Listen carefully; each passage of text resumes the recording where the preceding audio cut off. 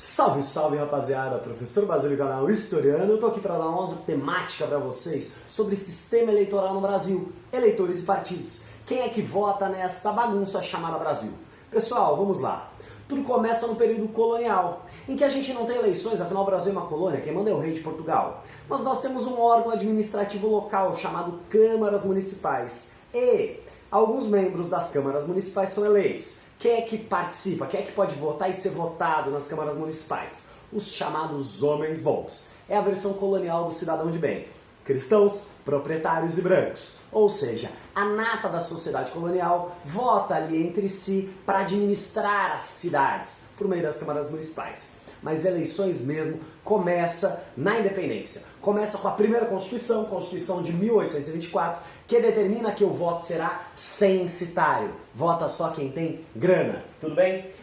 Nós vamos ter, grosso modo, dois partidos durante todo o período imperial, durante todo o Brasil monárquico, Partido Liberal e Partido Conservador. Num primeiro momento eles divergem, o Partido Liberal é a favor da descentralização, enquanto o Partido Conservador é a favor da centralização. Depois de dar alguns conflitos chamados revoltas regenciais, eles concordam, tem que ser centralizado, autoritário, usar poder moderador, fazer o escambau para manter a ordem escravista. Tudo bem? Pessoal, com a República as coisas mudam e acabam mudando até para pior.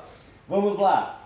A Constituição de 1891 vai falar que o voto não é mais censitário, votam todos os homens, só que todos os homens alfabetizados. Seu número de eleitores no Brasil Império era cerca de 10% da população. Pessoal, com o requisito da alfabetização, o número de eleitores no Brasil vai para menos de 1% da população brasileira.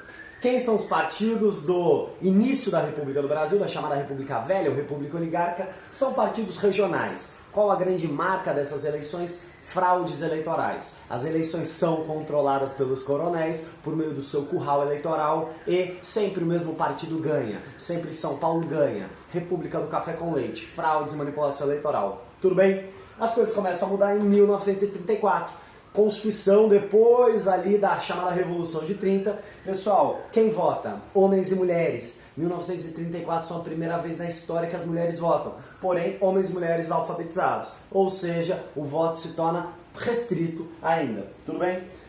Novamente, mais uma Constituição. Constituição de 1937. Constituição outorgada depois de um golpe de Getúlio Vargas. Vargas dá um golpe, rasga a Constituição e impõe mais uma Constituição ditatorial, sem eleições. Sem eleições, porque afinal é uma ditadura com poder centralizado nas mãos do executivo.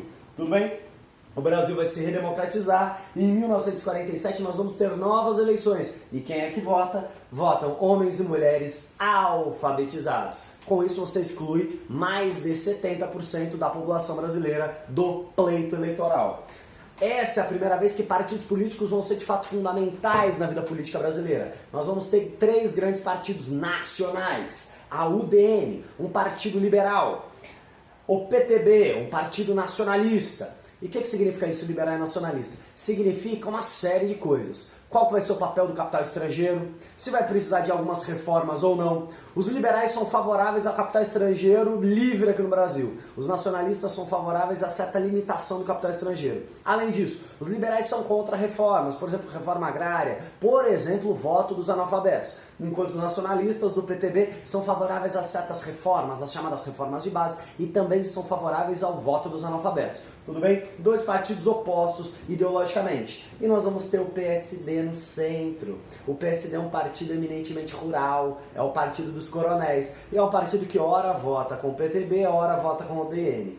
Vota com a UDN, sobretudo quando seus interesses de coronéis latifundiários estão ameaçados. Como, por exemplo, no voto dos analfabetos e na tentativa aí de reforma agrária. Tudo bem? São partidos que vão vigorar de 1946 até 1965. O golpe civil-militar de 64, pessoal, vai pôr fim a esses partidos, vai criar o bipartidarismo. Nós teremos de 1965 até 79 apenas dois partidos, a Arena, que é o partido pró-militares, e o MDB, que é a oposição consentida. É o partido do sim e o partido do sim senhor. Uma oposição ali muito pacífica, muito calma, porque se não fosse era caçada, era perseguida e era torturada. Tudo bem? Pessoal, durante o regime militar, nós não temos eleição para presidente, nem para governador, nem para prefeito das capitais. Graças à Constituição de 1967, Constituição outorgada,